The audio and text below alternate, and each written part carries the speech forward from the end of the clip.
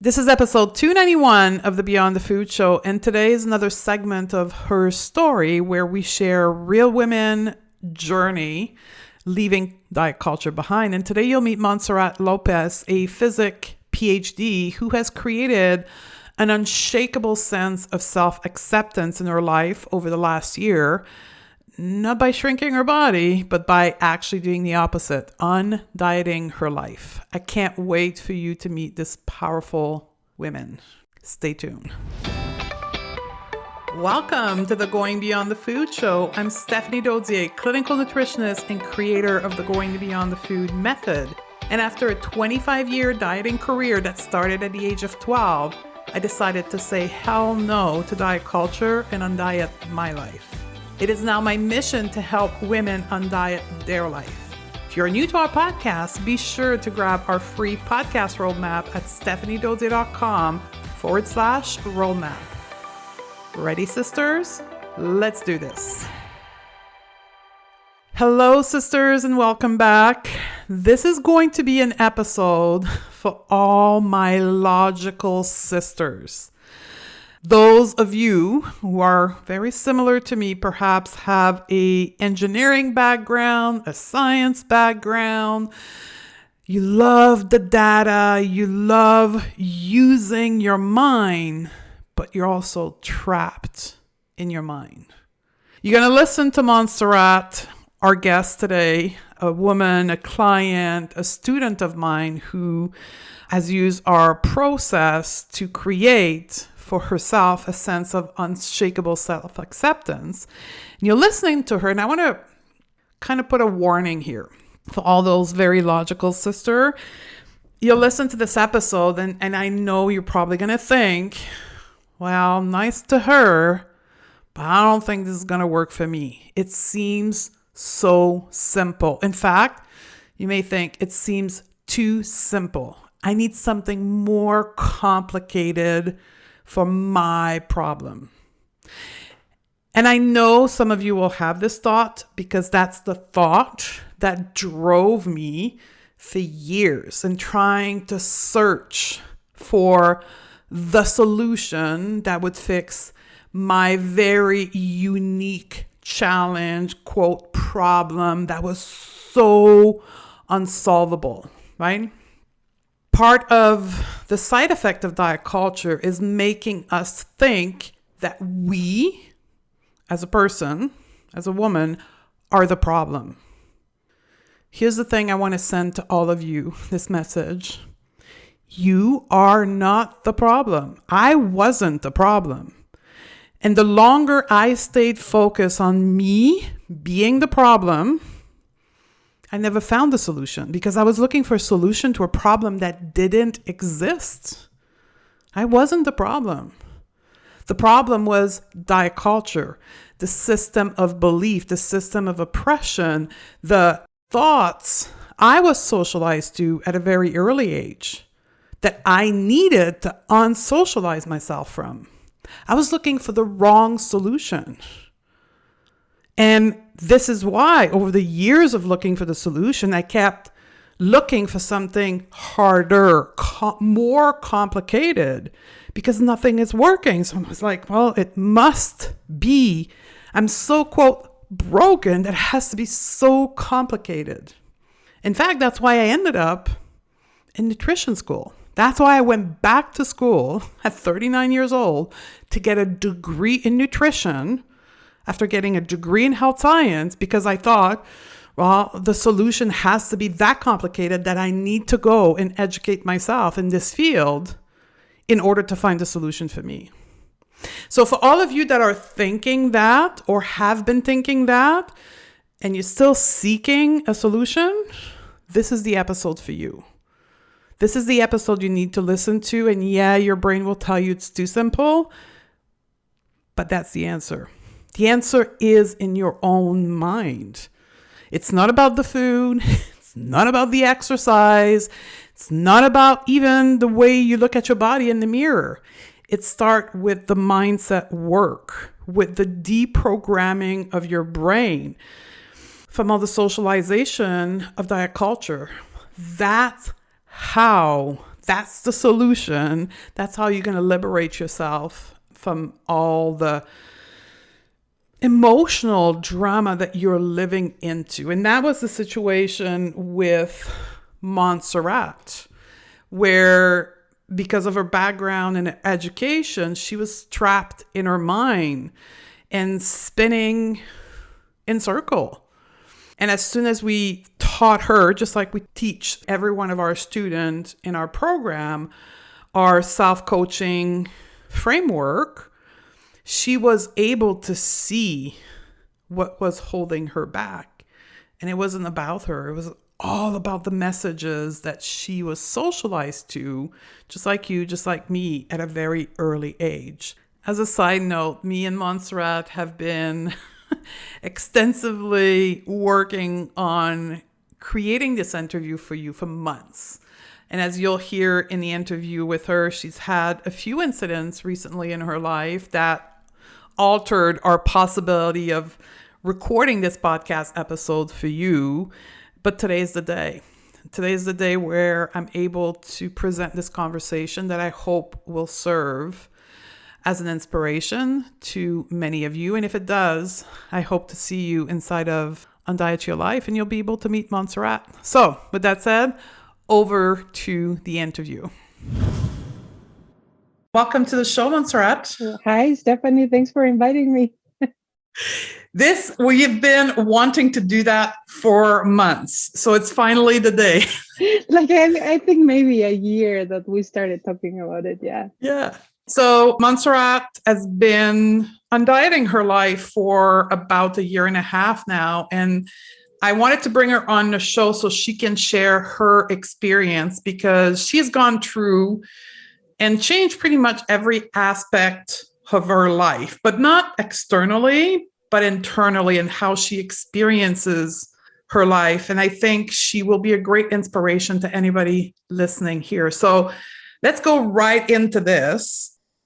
If you were to talk to someone who doesn't know what you've been doing and you're talking to them about the process of diet culture and dieting your life, what would you say is the first thing that comes to your mind?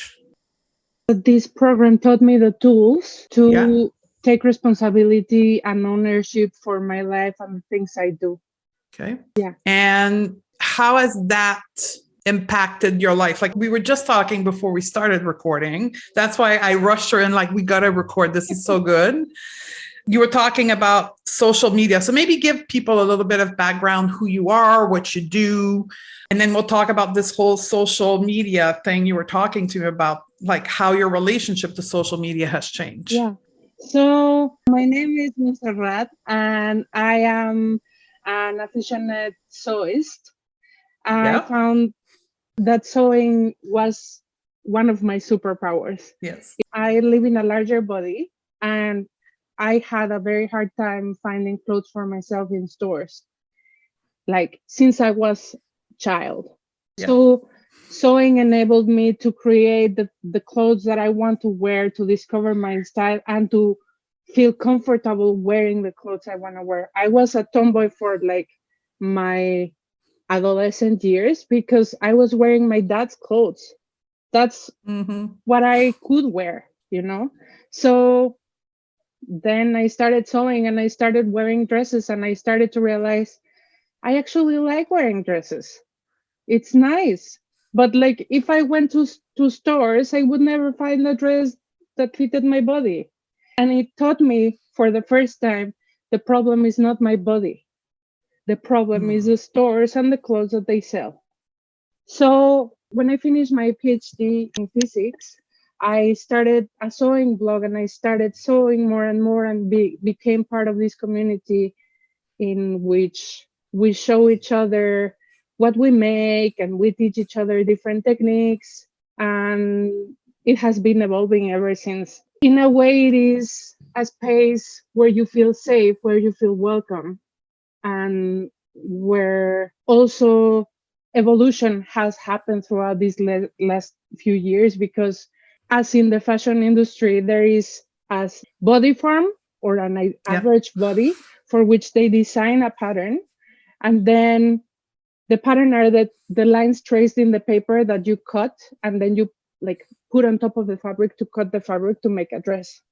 So that part, even in this industry, is made so that the master pattern is designed for a body form, which is an average body size, and then extended from there. So there is a limit to how much you can extend up and down. And the evolution of that part in sewing has become so that now there's two different body forms, and one there's for the lower range, one for the higher range. When I started sewing, the teacher didn't even know how to like change the pattern so that I could fit it for my body. And that was a struggle for many sewists, because all the ones who were in larger bodies had to face only people who maybe had studied fashion or were tailoring for a few years, and they came into larger bodies like I have no idea. Like starting at how the classroom is set up, what kind of measuring tapes you use, like all the tools have to be adaptable, right? So you face stigma from the beginning. Yes, of course. Yeah, because if there's not measuring tape to measure your body in class, like how do you feel? Yeah, of course. So you were in the industry that were faced with stigma, right? Yeah. And you were in a larger body, and that's how you came to the world of social media, right? You were part of the industry. Yeah. And posting on social media. So let's pause here and say, how did you come to want to do work for me? Because you were already living in a larger body, facing stigma. Like, what got you to work with us? What did you wanted to quote solve or get better at? Yeah, so I started listening to your podcast, and I am a scientist. So some of the approaches don't work for me. Let's just put it that way. I love how you're geek and how you explain and how you interview scientists and nutritionists and like all these things that build up like a stable base. Yes. For me, like this is why I wanted to listen to you when I want to listen to you. And so that really resonated. I started listening to your podcast, and I was exhausted of, I think my first diet started at 7 years old after the divorce of my parents, So I had maybe 20 something years dieting on and off and on and off and on and off. And my pattern was, okay, I am going to push myself through a diet, and then I'm going to lose some weight, and then I'm going to be more worthy, of course, because that's how we learn. And then, oh my God, there is this little problem in my life. How am I going to do this? Okay, emotional eating. And so the food started, it didn't start. It was just a pattern in my life. The food was providing comfort to myself. And then I would gain the weight I had lost and a lot more.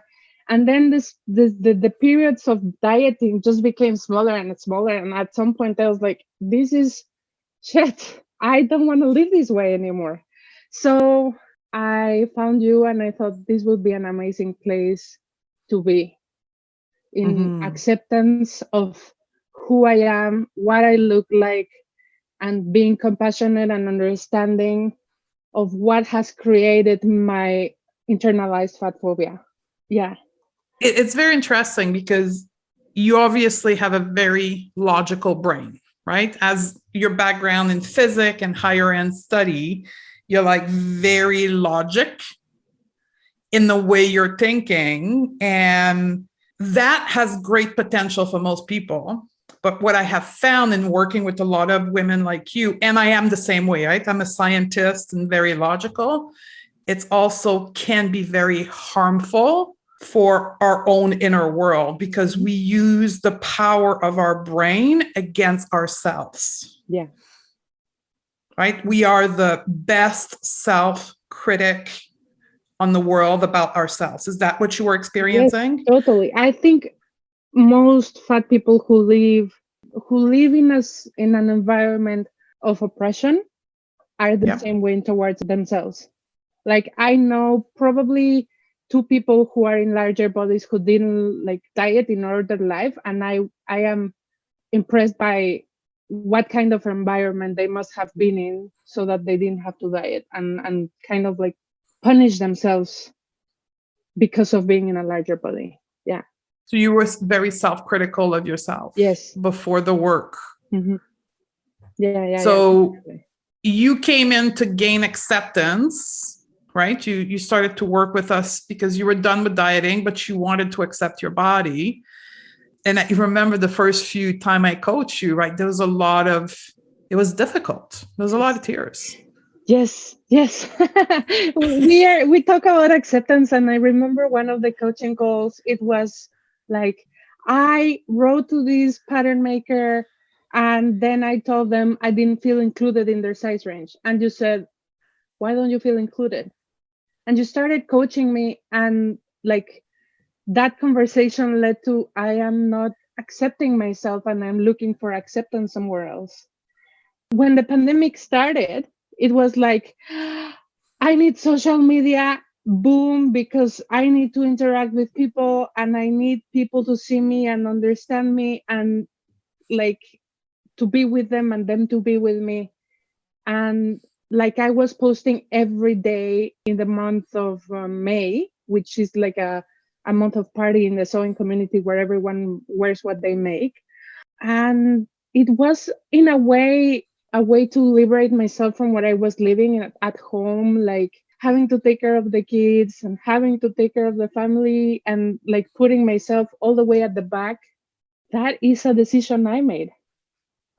Then I realized, of course, but having social media and exploding myself there was my escape to all of this. To all of this, I need acceptance for what I'm going through and what is happening in my life and what this is doing to my body. Of course. Mm-hmm. Yeah. So like life is very different today. How's your relationship to social media today?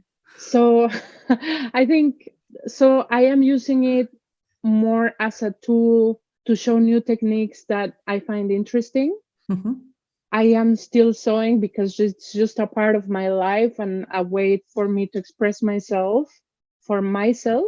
But like I just go in, see a couple of things that my friends do, and then go out and live the rest of my life present.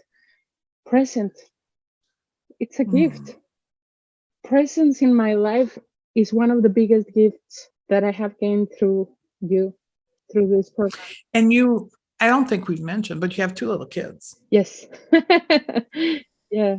Under the age of, must be 4 now, right? 5? One is starting school tomorrow. Okay, that's a big day. Yes, we are getting everything ready for her to be ready. They are in vacation this week, so. How has your relationship to your children, your family in general, has changed by going through this process of undieting your life and making peace with yourself and accepting yourself? Oh my God, Stephanie, it has changed everything. So I originally felt like I was having trouble connecting with one of my children. And I was like, how can I connect better? Why doesn't she want to give me love the way I want to give her love? And through this process of understanding what my thoughts were, what my emotions were, and what I wanted to think, but I learned to give empathy and to accept that she's different from me and she's going to give love in a different way that I give love. So I need to meet her where she's at. I can't push her into being what I want her to be. Oh my God, it's so amazing. It's so amazing. And then I started to, because of course, all the work started in my relationship to food, right? So I was learning, give yourself permission. There's nothing good or bad. Just be fulfilled and happy and find the joy and connect to your body. So I started like letting my kids eat what they want. If they want to eat it, that's fine. If they don't want to eat it, that's fine. You don't like, there's days in which they don't have dinner and it's okay. It's okay. They're not gonna die the next morning. They are having a huge breakfast because they didn't eat the night before. They don't wake up at night. Like, it's fine. It's just trusting, a process of learning to trust in our bodies. You talked about the thoughts and emotion and understanding your thoughts, your emotion, and how you wanted to think intentionally. That changed the relationship to your daughter because you were able to meet her where she was. Is of the three part of the program, like there's food, there's body, and there's mindset. Mm-hmm. Would you say one of them was most significant for you? All of them. All of Yeah, them? all of them complement each other. Of course, like I had trouble being myself in my body, Yeah. and that made all these thoughts to not let my emotions settle. I was punishing my body for feeling the emotions, and the emotions were being created by thoughts, right?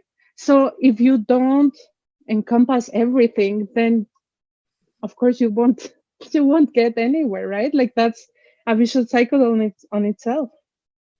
Yeah, because many women come to us like you, having already stopped dieting and have it tried to quote accept their body, right? A lot, like for an example, in social media, that's what's being thought. But the missing element in their journey is the mindset. Mm-hmm. Right? Is understanding how their brain functions, and their thoughts creates your feeling creates your action, and you have a choice to think intentionally. Mm-hmm. Is that what was the missing piece for you? Yes. No, like everything was missing. Like I wasn't connecting that I was eating emotionally. I just knew I wanted to lose weight because then I would be more worthy. And then when I had some struggle, I would regain everything and more. And so the pattern was like up, up, up, up, up, up, up, up. And I didn't know where it was going to be stopping, if it ever was going to be stopping. And I was so afraid of like losing my husband, because what if he doesn't love me the way I look, you know? I was asking him, okay, like, when are you going to stop me? You know, like, when are you going to say something about my body? And he was like, I don't know, like, it's your body. I couldn't have asked for a better person to be next to me, you know? When looking in perspective, back at those moments when I was like, where is the limit? Am I like, when am I gonna put the limit? The truth is, there is no limit. Like, you just be and accept, and compassion. Have compassion for yourself. Be free, and then there is no limit. Like, you don't need a limit. I am gonna tell you this because it's a thing I have observed. I haven't weighed myself for a year and a half. I don't even have a weighing, what is the name? A balance anymore. But I measure myself because I have to make clothes. Over the last year, my measurements haven't changed. And it's a year in which my body and my life has been completely turned around. If it was before, of course, my body would have reacted because my mind and my emotions would have reacted to all these different situations I have been living. It's just a blessing to learn to listen and accept ourselves, and to trust our body and its wisdom. Yes. And so let's go into the latest opportunity you've had to trust and listen to your body, which was a health condition.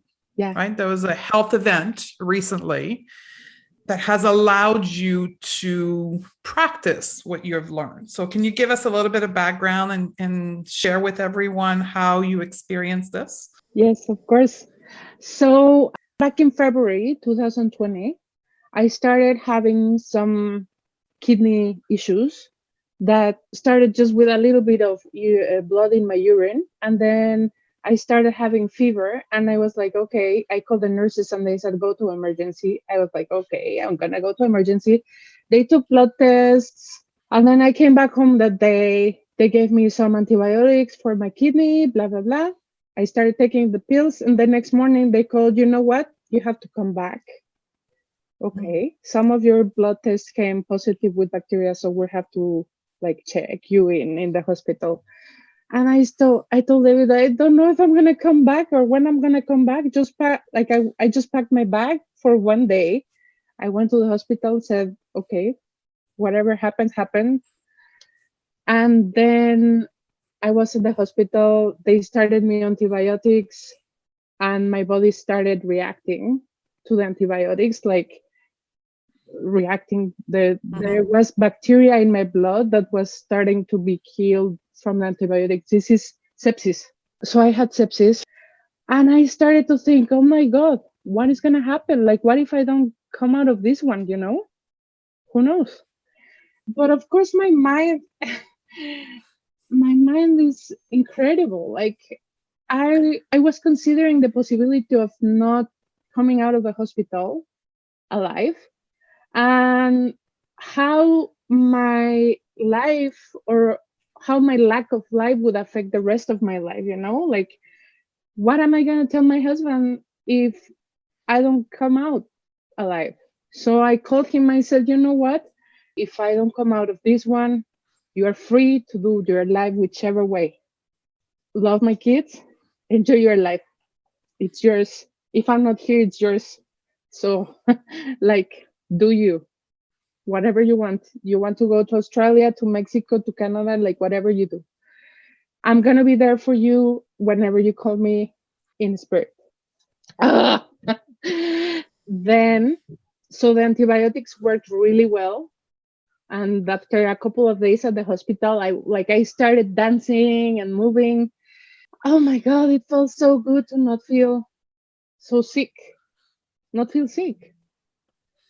And so they did studies and scans, and they realized I had a massive kidney stone that was not going to come out through not invasive procedures. So they had to do a surgery on from my back or my side to get the stones out. So after a 4-day stay in the hospital, they inserted a double J stent, which is like a spring that goes from your urethra to your kidney and just kind of shrinks every time you have to go use the toilet to pee. And then that kind of allows any bacteria to come out if there is any buildup kind of coming up. So it was very painful to have that stent, that spring inside me. If you walk too much, then you start bleeding. If you, whatever you do, life becomes different. I learned to deal with pain through self-coaching. Okay, it's normal to feel pain. It's a way for my body to tell me something is going on. It's okay, body, I'm taking care of it. What do you need? I was putting time. I started to recover my relationship to movement. Oh my God, I remember that first time we met in the coaching call, in the conference with one of your students, and I was so aggressive against movement. You were angry at movement. Why do I have to move, Yeah, I was angry. I realized it. I was like, oh my God, my relationship to movement is so damaged. It was always move so you can be worthy, and you can be thinner so you can be something you are not. Mm-hmm. I never knew movement could provide comfort in my life, for my body, for myself. And that came out of the surgery. Yes. And so you were talking to me offline, but I want to make sure we record this because there's a lot of women that experience chronic pain, right? So your pain wasn't chronic. It was temporarily, but very acute in the surgery setting. You still had to learn to be with the pain. Yes. That was the way through pain, wasn't avoiding it. Can you share with people what you shared with me earlier? You were avoiding pain? Yeah.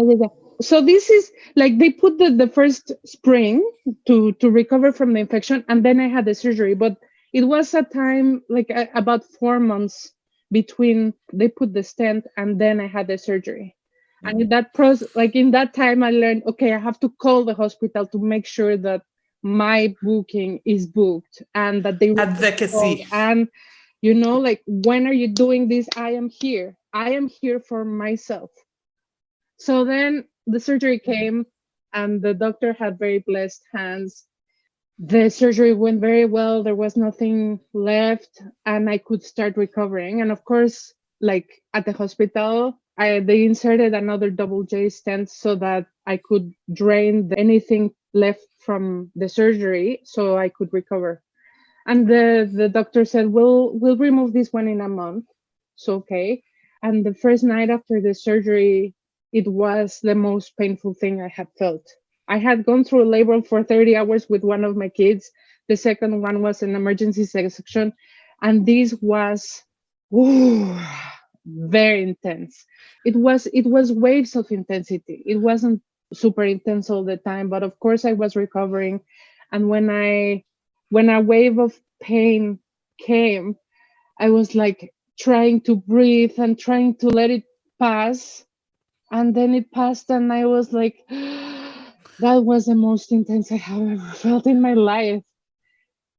And then I started letting it happen, and eventually that intense, kind of like my body accommodated to what it had inside. My kidney said, okay, this thing needs to be moved here, this thing needs to move this way. Okay, now we're good. After a few times, like 5 times maybe, I stopped feeling those intense waves of pain that were created when I had an urge to pee. But then the next morning, I woke up, and then they wanted to move me, and I was in such a pain when they wanted to move me.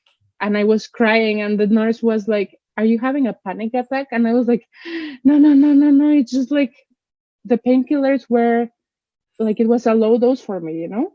And they were probably wearing off, and we had to wait until the next dose." And so the doctor came and saw me, and he's like, "We're going to increase your dose." And the nurse said, "You need to start laying on the side of the wound where it's hurting." And then it clicked on me. I was like, I need to go towards the pain and not away from it. And so I started to lay on my pain and accept this is how it is now. This is what I am gonna live through in this moment, and we'll see for how long, but this is what it is now. And then the fear of moving away from the pain stopped, and I started laying on it and accepting it, and accepting having compassion for myself. Like, even if after all of this, I was still unconsciously in some places of, I am still unconsciously in some places of my life running away from the things I don't want to live, right? But when you realize this is not running, this is coming to lay on top of what is bothering you, observing it, accepting it, giving it compassion, giving yourself compassion and love, then it comes out. You See? get through it. Yeah, yeah. This is one thing you taught me too. The only way through is through. It's true. See, see, see. So yeah, and then after a month I was really well recovered. Of course I had to like advocate for myself at the hospital. I had to say, I need you to treat me with kindness and respect because I am a person and I am in pain. I'm not trying to like bother you while you're working. I know you're loaded with work, but try to put yourself in my perspective too, right? Like, I'm in pain, I need your help right now. And at work, I had told my boss that I was going to be back in 2 days because that's what the person booking the surgery had told me that it would take to recover. But of course, when the doctor's note came, it was 4 weeks. So I had to call my job and say, I'm going to be away for 4 weeks recovering. And they were like, oh my God, please come back earlier. And I was like, I love my job, but I don't like, I can't deal with the stress. I am the only person responsible for my recovery. It doesn't matter that I have a thought. I am worthy if I work more. I could choose to think that thought, or I could choose to think I need to be responsible for supporting myself through recovery. What do I want to choose to think? Do I want to choose to believe that I'm going to be more worthy if I go to work, even if I'm not recovered? Or do I want to give myself the space to recover and come out of this and then be joyful because I have my health? So you can guess what I choose, right? Yeah, option B. Of course, of course. So people listening to this who don't understand self-coaching, they're probably, what the heck is she talking about, right? So just give you a little bit of perspective. That's what we do first. We get to understand how our brain works, right? Like the science of our brain, and understanding that our thoughts, we have thousands of them in a day. We don't have to believe our thoughts. They're optional. That's what she's talking about here. She's like, okay, I have this thought, but I don't have to believe it and think it. I can actually choose to think this instead. Mm-hmm. And that's what you did. And that changed your recovery process. Yeah. I find that it comes down to us being even afraid of our thoughts or acting upon our thoughts. What you taught me was, it's okay. Look at your thoughts, find where they are coming from, and decide if that's what you want to believe about yourself, if that's what you choose to believe. It's a choice. Is that what you choose to believe, or do you choose to believe something else? What life do you want to create for yourself? This is empowerment, right? Self-power. Like, you have the power to choose what you want to believe. And so now it's so good to be in my body, and so good to be in my life and be present. And that's how you were able to advocate for yourself during surgery, because you probably would have not advocated for yourself that much in the past. Or at all. Or at all. Yes. Yeah. It was always searching for acceptance and comfort outside of myself. It's not there. It's not in the fact that my husband tells me, I accept you the way you are. It doesn't matter if you gain weight, if you gain more weight, if you lose weight, it doesn't matter. It's not there. That the peace is in me being able to look at myself in the mirror and say, thank you, body. In me waking up in the morning and choosing to move a little bit, to do a little bit of yoga, so that my knees and my joints and my shoulders and my mind can wake up and be happy and feel well and feel thankful for my life and for me being in this body. In choosing to do a little bit of meditation because it brings me peace. It's such a completely different relationship with my body and movement and life and presence and my kids and everything, What I like the most about your story is that your children are very young, and you're going to break the cycle, right? Without going into the detail, but it's a cycle in your life that was brought on by your family and your mom, like most women listening, right? We learned that from the other women in our life. When you do this work as a mom, you're officially breaking that cycle. Yeah, definitely. Right? Your children won't be learning what you learn, and they will learn what you're now living your life at. Yeah. They already know that the most important thing is what they choose to think. It doesn't matter what the other kids tell them. If Emilia is telling me, Bella told me that I am ugly, and I'm saying, Emilia, what is the most important thing? And she says, my thoughts, Mama, what I choose to think. It's amazing. And she's 5 years old. Thank you very much. And the 3rd-year-old too. Like, does it matter what she thinks about you? No. That's in her brain. That's her thought. See? So we're going to wrap this up because we've been chatting for a while here. If you had a message for the woman listening who has been listening to the podcast like you were, yes, but hasn't moved into doing the work, whatever that means for her, with us or with somebody else is irrelevant, but doing the work to actually change, what would you say to this woman? If you feel ready to make the life you want to build for yourself, take it. It's a gift. Mm. Does she have to wait till she doesn't feel any more fear? It's like, how long do you have to wait to have kids, you know? Like, I you'll know. never feel ready. Of course, you'll never feel ready. There's always an element of fear. Do you choose to move away from the fear or lean into the pain, you know? Like with the surgery, lean into the fear and then get through it and discover what's on the other side. Yes, that I like. Because fear is holding us back our whole life, right? Until we learn it's just an emotion.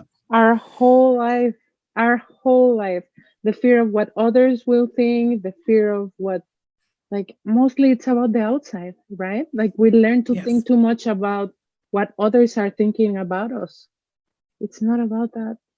And we make other people's thoughts, what they think of us, the force that drives our life. Yes. So we build a life to meet other people's thoughts of how our life should be. Mm-hmm.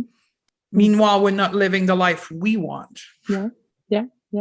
The most important question you work towards building is, what do you choose to believe?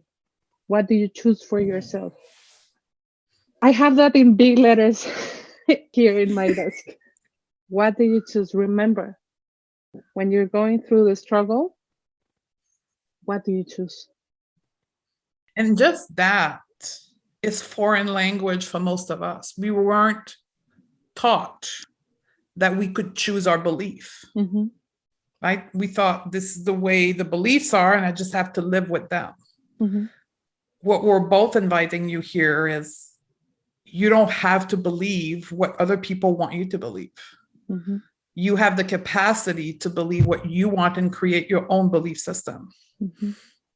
We'll end it with that. It's so much bigger than food. It's beyond the food. Well, thank you very much, Monserrat, for having shared your precious time with us today. Thank you, Stephanie. It's lovely to see you. Thank you for everything. You're welcome. Thank you for helping me change my life. Beyond ready to shed diet culture from your life and become the expert at your own body?